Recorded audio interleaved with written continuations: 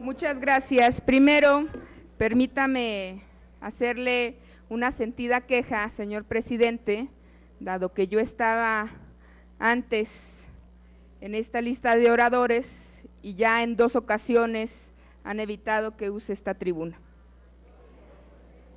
En efecto, agradezco mucho a los que se han quedado a escuchar las reservas porque este no es un discurso que venga por un aplauso fácil o tampoco a un recinto amigable, aunque me considero amiga de todos ustedes.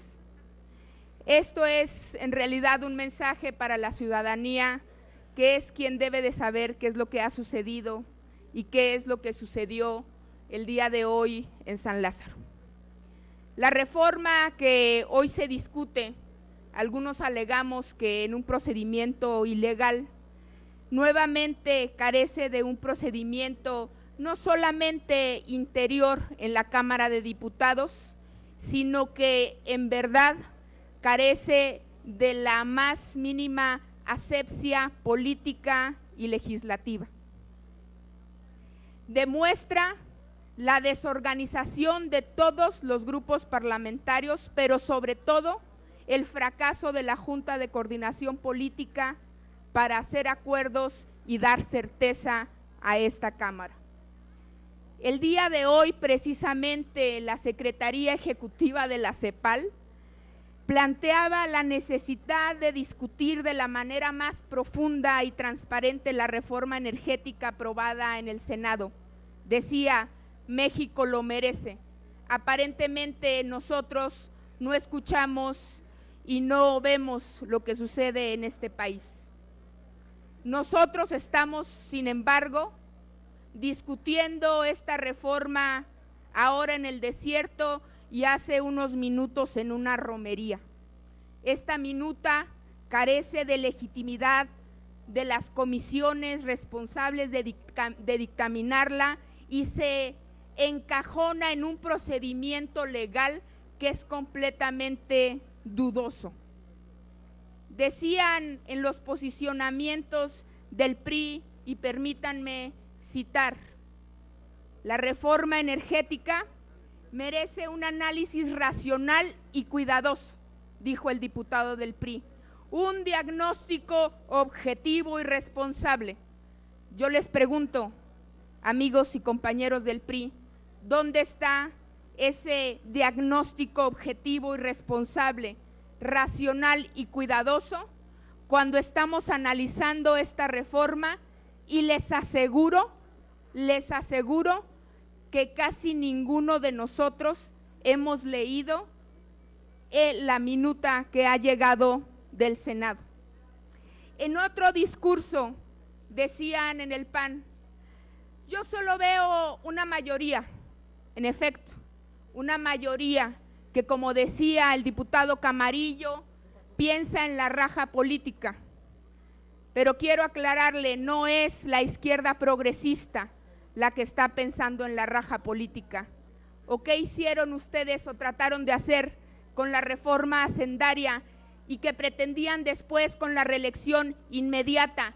Sí, para esta legislatura de la Cámara de Diputados y de Senadores, sacar raja política para poder utilizar el tema del IVA en la frontera y ganarle al PRI los estados de la frontera. El PAN no está entregando un cheque en blanco, dijo Camarillo, nos queda claro.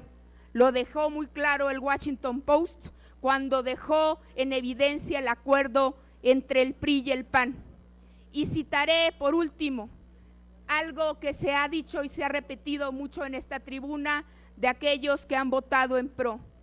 El futuro no lo agradecerá. Nuestros hijos no lo agradecerán. Permítanme citar a alguien famoso que hablaba también del futuro y de cómo el futuro no lo agradecería. Decía este personaje, lo que hoy algunos llaman una locura, lo que hoy algunos llaman violencia, algún día el futuro nos dará la razón y se reconocerá que ésta salvó al país, salvó a la nación y salvará al mundo. Este era Adolfo Hitler hablando del nacionalsocialismo. Claro que lo recordamos y claro que el futuro lo recuerda. Esta privatización, aunque no se quiera aceptar, de la renta petrolera, amigos y amigas legisladores, finalmente no es más que una privatización del petróleo de México. En efecto, es una transacción de poder de las grandes fuerzas y los grandes partidos en esta Cámara de Diputados. Esto es la cereza del pastel de las transacciones del Pacto por México, que en efecto, y hay que reconocerlo, trajeron a esta Cámara de Diputados reformas que no había logrado traer el PAN en 12 años. No sé si para bien o para mal. La izquierda progresista piensa que para mal, y creemos, citándolos a ustedes mismos, que como dijo el diputado Monreal, en el tiempo veremos que se nos dará la razón. ¿Por qué? Porque el PRI y el PAN se hermanaron en la política económica del neoliberalismo en 1988 con su actual presidente y reclamaron, y lo pongo entre comillas, como una victoria cultural, la instauración del modelo económico neoliberal. Privatizaron ferrocarriles nacionales, privatizaron la telefonía, y hoy el futuro nos dice que México es el país que paga las tarifas más altas, no solamente en telefonía celular, sino también fija. Y como ya se ha dicho aquí, aquella victoria cultural de 1988, aquello que decían y vendían como la panacea del futuro, nos convirtió finalmente en este país donde solamente unos cuantos son los que tienen la riqueza y solamente unos cuantos son los que manejan la política y los hilos de este país. Pareciera ahora un acto de cinismo y prepotencia lo que estamos viviendo. Pareciera también que no se quiere discutir, porque dicen los diputados de las mayorías y de la primera minoría que discutir ¿para qué? Pues si ya se ha discutido hace muchos años, que la reforma energética tiene años discutiéndose.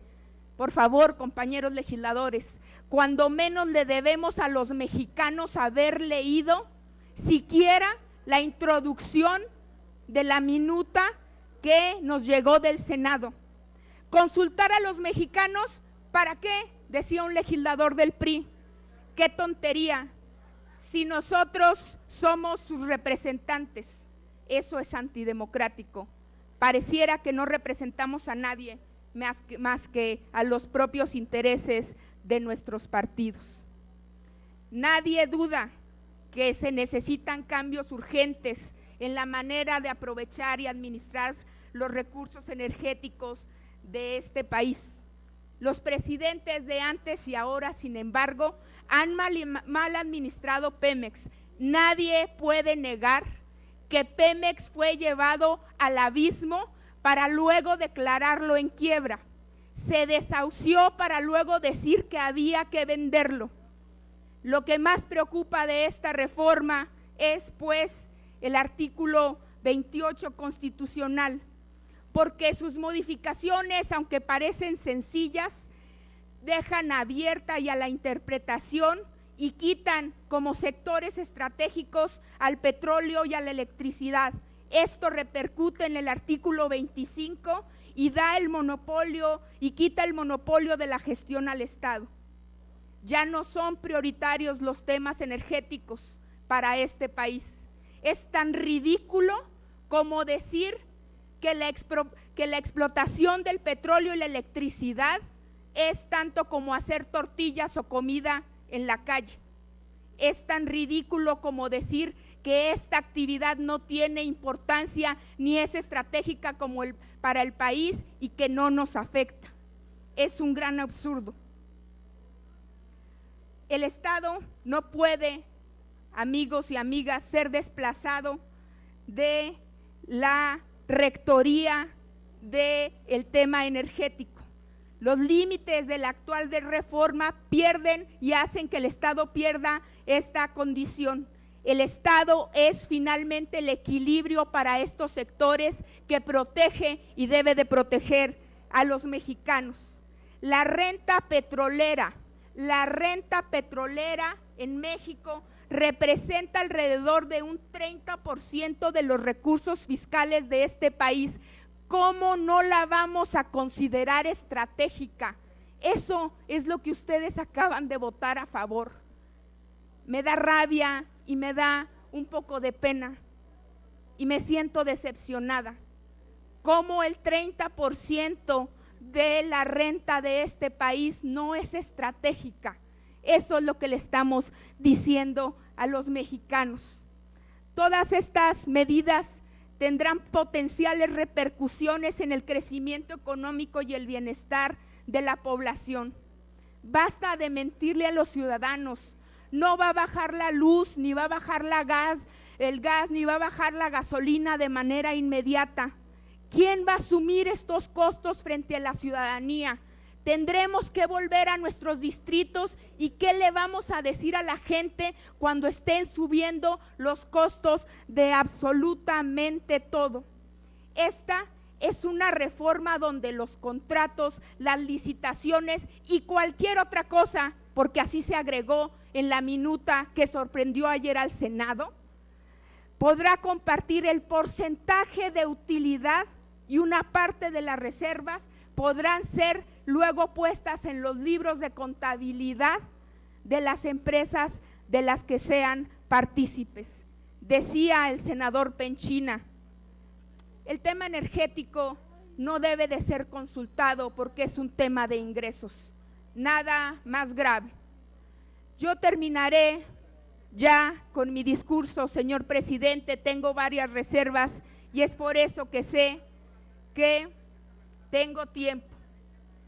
Sin embargo, voy a cerrar diciendo, esta reforma, compañeras y compañeros, desnacionaliza la industria pública, eléctrica y petrolera, ya que el Estado se encuentra en negociaciones con las corporaciones multinacionales y extranjeras.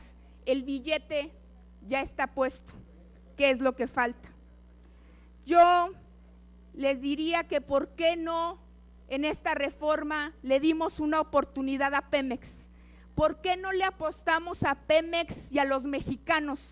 ¿Por qué no invertimos en tecnología? ¿Por qué no invertimos en infraestructura? Es muy fácil decir que por qué no tenemos la capacidad, pero nunca se dieron los números y nunca se dijo por qué. Desahuciamos a Pemex antes. Compañeras y compañeros diputados, en efecto, el Código Penal en su artículo 123 dice que existe el delito de la traición a la patria. El primer numeral dice que será traición a la patria aquel que realice actos contra la independencia, soberanía o integridad de la nación mexicana. No nos convirtamos en traidores a la patria, porque como lo decía José Saramago, la alternativa al neoliberalismo se llama conciencia, y esta soberanía pareciera que no tiene conciencia, y agrego, siendo yo parte de ella. Gracias. Gracias, diputada. Consulte la Secretaría a la Asamblea en votación económica si se admiten a discusión las propuestas. En votación económica se consulta a la Asamblea si se admiten a discusión las propuestas. Las diputadas y diputados que estén por la afirmativa, sírvanse a manifestarlo. Las diputadas y diputados que estén por la negativa, sírvanse a manifestarlo. Señor presidente, mayoría por la negativa. En consecuencia, se desechan. Tiene la palabra